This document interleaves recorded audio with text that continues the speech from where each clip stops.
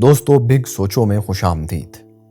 आपने बहुत से मशहूर लोगों की कामयाबी की दास्तानें सुनी होंगी कि वो किस तरह गुर्बत से निकलकर शोहरत की बुलंदियों पर पहुंचे और खूब पैसा उन्होंने कमाया। हमारे इस वीडियो में भी आप एक ऐसे ही शख्स के बारे में जानेंगे। लेकिन दोस्तों, इस शख्स की कहानी दूसरों से मुख्तलिफ इस तरह है कि इसने जिस बिजनेस में कदम रखा वो भी नया था।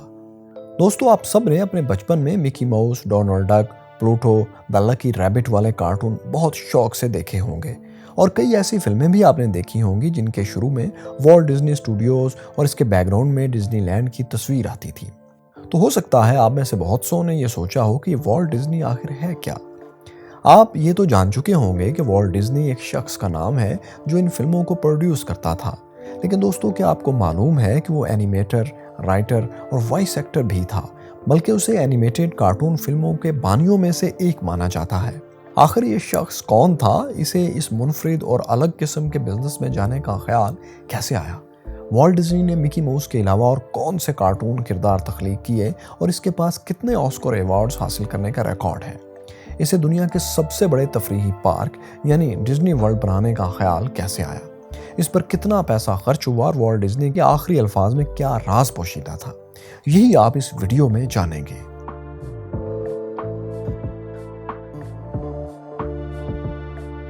दोस्तों, वॉल्ट डिज्नी 5 दिसंबर 1901 को अमेरिकी शहर शिकागो में पैदा हुआ था। डिज्नी का बाप एक आम आदमी था। उसने अपने घर का खर्च चलाने के लिए अपनी जिंदगी में 2-3 किस्म के कामों में अपनी किस्मत आजमाई की। यहाँ तक कि घर घर अखबार भी उन्होंने डिलीवर किए। दोस्तों, वॉल्ट डिज्नी को कार्टून्स बनाने और ड्राइंग करने का शौक बचपन से ही था। वो अपने घर आने वाले अखबारात पर बने मुख्तलिफ किस्म के कार्टून्स खुद ड्रा करने की कोशिश करता। फिर स्कूल के ज़माने में इसकी मुलाकात अपने क्लास फेलो से हुई, जिसने डिज्नी को मोशन पिक्चर्स या आसान अल्फाज में कहें तो फिल्म या मूवी से मुतारिफ करवाया। आज फिल्म या मूवी एक आम सी चीज़ है, लेकिन दोस्तों 20वीं सदी का आगाज़ था और लोग इन चीज़ों के बारे में बहुत कम जानते थे क्योंकि ये चीज़ें अभी बहुत ज़्यादा नई थी। डिज्नी ने उन्हीं दिनों एक इदारे से एनिमेशन के कोर्सेज शुरू कर दिए। फिर वो अपने ही स्कूल के अखबार का कार्टूनिस्ट भी बन गया। पहली जंग अजीम की मुनासबत से उसने कुछ कार्टून्स भी बनाए। 1919 में उसे कैनसास में कमर्शियल आर्ट स्टूडियो में मुलाजमत मिल गई। यहाँ उसने इश्तिहारात और थिएटर प्रोग्राम्स के लिए कार्टून बनाए। उस वक्त वो 18 बरस का था।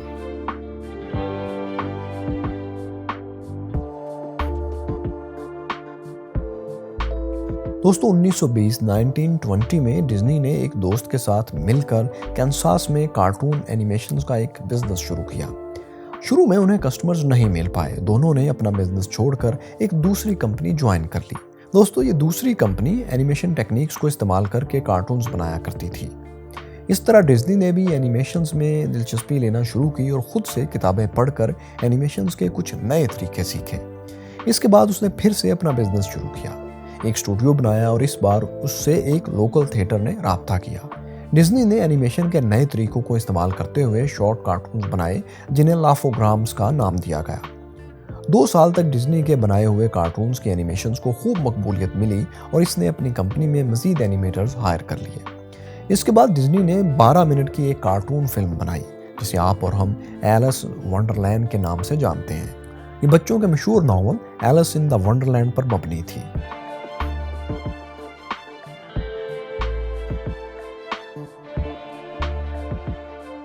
दोस्तों, 1923 में एलिस वंडरलैंड के बाद भी डिज्नी का काम खसारे में जा रहा था। डिज्नी का बिजनेस खत्म हो चुका था और उन्हीं दिनों वो कैनसास से लॉस एंजलिस चला आया। आखिर उसे एक शानदार ऑफर मिली और उसने एक फिल्म डिस्ट्रीब्यूटर के साथ एक मुआहदा कर लिया। इसके बाद डिज्नी ने लॉस एंजलिस में ही अपने भाई के साथ मिलकर एक स्टूडियो बनाया और इसे डिज्नी ब्रदर स्टूडियो का नाम दिया। 3 साल बाद इसका नाम तब्दील करके वॉल्ट डिज्नी कंपनी रख दिया गया। अब इसे डिज्नी स्टूडियो भी कहा जाता है। इसके बाद एलिस वंडरलैंड की 2 सीरीज मजीद बनाई गई जिन्हें खूब पसंद किया गया।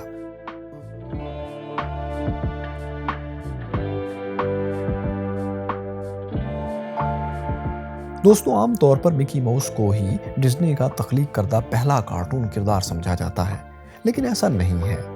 मिकी माउस डिज्नी का दूसरा किरदार था। इसका पहला किरदार ऑस्टवर्ल्ड द लकी रैबिट था, जिसे 1927 में यूनिवर्सल पिक्चर्स के लिए बनाया गया था। लेकिन फिर कुछ ऐसा हुआ कि डिज्नी के यूनिवर्सल पिक्चर्स के साथ ताल्लुकात खराब हो गए।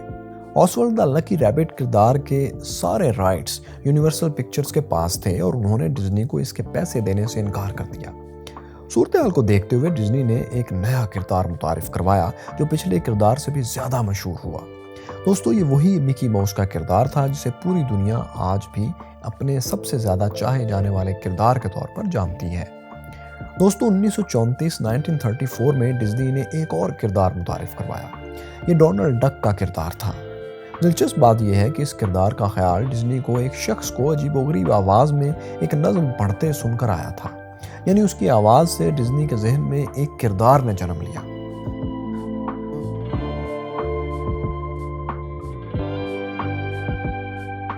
अगर ये कहा जाए कि एनिमेशंस में पहली बार आवाजों का इस्तेमाल करने वालों में डिज्नी भी शामिल था तो यह गलत नहीं होगा। 1928 में डिज्नी स्टूडियोज की एक एनिमेटेड मूवी में पहली बार आवाजों का इस्तेमाल किया गया। दोस्तों, इस मूवी के बाद डिज्नी को मजीद काम मिला और कई कंपनीज ने अब उसके साथ मुआहदे शुरू कर दिए।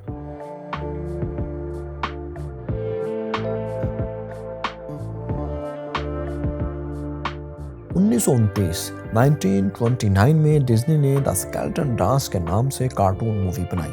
इसके बाद 9 ओल्ड मैन बनाई जिसे बहुत पसंद किया गया। फिर 1932 में पहली बार डिज्नी ने अपनी cartoon movie flower and trees में रंगों का इस्तेमाल किया, यानी अब तक ये सारी मूवीज ब्लैक एंड व्हाइट हुआ करती थी। इससे पहले इस कार्टून मूवी को अवार्ड भी मिला। सिर्फ यही नहीं दोस्तों, बल्कि डिज्नी को मिकी माउस का किरदार बनाने पर भी अवार्ड्स मिले थे। अब तक डिज्नी ने अपनी कंपनी में 200 से ज्यादा मुलाजिम रख लिए थे, लेकिन दोस्तों अब तक वो सिर्फ शॉर्ट मूवीज ही बना रहा था। 1934 में उसने एक और कदम उठाया और snow white and the seven dwarf की प्रोडक्शन शुरू कर दी। इस मूवी को बनाने में 3 साल का अरसा लगा और $15 लाख का खर्च आया। ये 1.5 घंटे की मूवी थी और इसकी एनिमेशन में डिज्नी ने बहुत सी नई टेक्निक्स इस्तेमाल की थी। दोस्तों, इस मूवी को आज भी तारीख की कामयाब तरीन फिल्मों में शुमार किया जाता है। पहले 2 साल में डिज्नी ने इससे $65 लाख कमाए। इसके बाद डिज्नी ने पिनोकियो और फैंटासिया भी बनाई जिन्हें इतनी कामयाबी नहीं मिल पाई। अलबत्ता डम्बो को अच्छा रिस्पॉन्स मिला। 1939 में दूसरी जंग अजीम का आगाज हुआ। जंग के दिनों में भी डिज्नी ने अपने मुल्क की फौज का मोराल बढ़ाने के लिए कई एक कार्टून्स बनाए। अलबत्ता उसे बिजनेस में खसारा होना शुरू हो गया था। इसकी एक वजह तो ये थी कि अब वार्नर ब्रोस और MGM जैसी कंपनीज भी मैदान में उसके मद्दे मुकाबिल थी। अलबत्ता फिर भी किसी न किसी तरह डिज्नी स्टूडियोज फिर से अपने कदमों पर खड़ा हो गया। 1950 में बच्चों की और बड़ों की पसंदीदा सिंड्रेला रिलीज की गई। इस फिल्म ने पहले साल में तकरीबन $80 लाख कमाए। इसी साल फिर 1950 में ही ट्रेजर आइलैंड रिलीज की गई जिसमें एनिमेशन के बजाय इंसानों ने किरदार निभाए। दोस्तों, फिर रॉबिन हुड और पीटर पैन भी रिलीज की गई।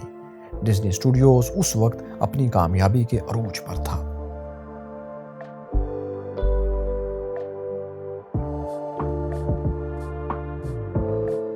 वॉल्ट डिज्नी का ख्वाब था कि वो एक शानदार थीम पार्क बनाए जहां न सिर्फ बच्चे बल्कि हर उम्र के लोग एंजॉय करने आए और साथ में आकर उन्हें ऐसा महसूस हो कि वो किसी ख्याली दुनिया में आ चुके हैं।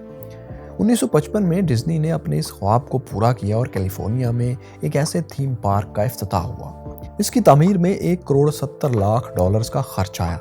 एक अंदाजे के मुताबिक डिज्नीलैंड 100 एकड़ से ज्यादा के रकबे पर मुहित है। पहले साल में डिज्नीलैंड को 36 लाख लोगों ने विजिट किया।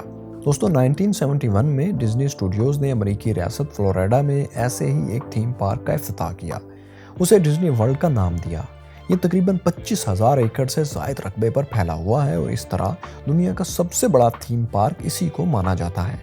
अलबत्ता इसका आधा हिस्सा ताहाल खाली पड़ा हुआ है। इसकी तामीर पर $40 करोड़ से ज़ायद का खर्च आया था। दोस्तों, डिज्नी कंपनी अब तक इन 2 के अलावा ऐसे 4 मजीद थीम पार्क्स भी बना चुकी है।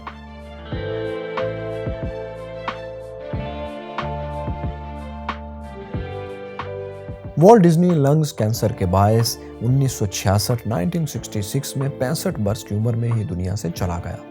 दिलचस्प बात यह है कि डिज्नी ने मरने से पहले कागज पर डिज्नी मूवीज में ही काम करने वाले एक चाइल्ड एक्टर कर्ट रसल का नाम लिखा था। कहा जाता है कि ये इस बात का इशारा था कि इस चाइल्ड एक्टर के साथ कॉन्ट्रैक्ट खत्म ना किया जाए। डिज्नी के बाद भी डिज्नी स्टूडियोज कामयाबी के झंडे गाड़ता रहा। कंपनी डिज्नी के भाई रॉय ने संभाल ली। अब उनका फोकस एनिमेशंस के बजाय लाइव एक्शन फिल्म्स यानी हकीकी इंसानी किरदारों को बतौर किरदार लेकर फिल्म्स बनाना था। आज भी डिज्नी स्टूडियो का ये सफ़र कामयाबी से जारी है। डिज्नी कई रिकॉर्ड ब्रेकिंग मूवीज़ जैसा कि Frozen, Frozen 2, Tangled, the Lion King और इस जैसी बेशुमार फिल्म्स बना चुका है।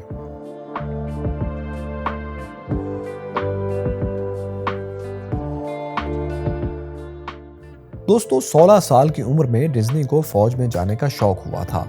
अलबत्ता कम उम्र होने की वजह से वो फौज ज्वाइन नहीं कर सका, लेकिन वो कुछ अरसे के लिए एम्बुलेंस ड्राइवर की नौकरी करता रहा। डिज्नी ने 24 साल की उम्र में शादी की थी और उसकी 2 बेटियां थीं। डिज्नी के पास सबसे ज्यादा ऑस्कर अवार्ड नॉमिनेशंस का रिकॉर्ड भी मौजूद है। डिज्नी ने 26 ऑस्कर जीते और 59 बार नॉमिनेट हुआ। 1983 में डिज्नी चैनल का भी आगाज हुआ। आपने अक्सर डिज्नी मूवीज में देखा होगा कि इनमें माँ का किरदार नहीं होता। इसकी वजह ये बताई जाती है कि डिज्नी की वालदा का इंतकाल गैस की लीकेज के बायस हुआ था और डिज्नी इसका जिम्मेदार खुद को ठहराया करता था। एक और दिलचस्प बात यह है कि डिज्नी के नाम से मुंसलिक एक छोटा सा सैयारा भी मौजूद है। इसे 4017 डिज्नी का नाम दिया गया है। इसे 1980 में दरियाफ्त किया गया था। कहा जाता है कि वॉल्ट डिज्नी के इंतकाल के बाद इसकी नेटवर्थ 1 अरब डॉलर्स थी। एक अंदाजे के मुताबिक डिज्नी स्टूडियो अब तक 900 से ज़ायद फीचर फिल्म्स, 700 से ज़ायद शॉर्ट फिल्म्स और 118 टीवी मूवीज़ बना चुका है। 2021 में डिज्नी स्टूडियो की नेट इनकम 1.9 बिलियन डॉलर्स यानी 1 अरब 90 करोड़ डॉलर्स थी। आज भी डिज्नी स्टूडियो मूवीज़ की दुनिया का बहुत बड़ा नाम है। दोस्तों, आपकी फेवरेट डिज्नी मूवी कौन सी है? कौन सा किरदार आपको बहुत ज़्यादा डिज्नी मूवीज़ में पसंद आया है? हमें कमेंट्स में ज़रूर बताइए। शुक्रिया।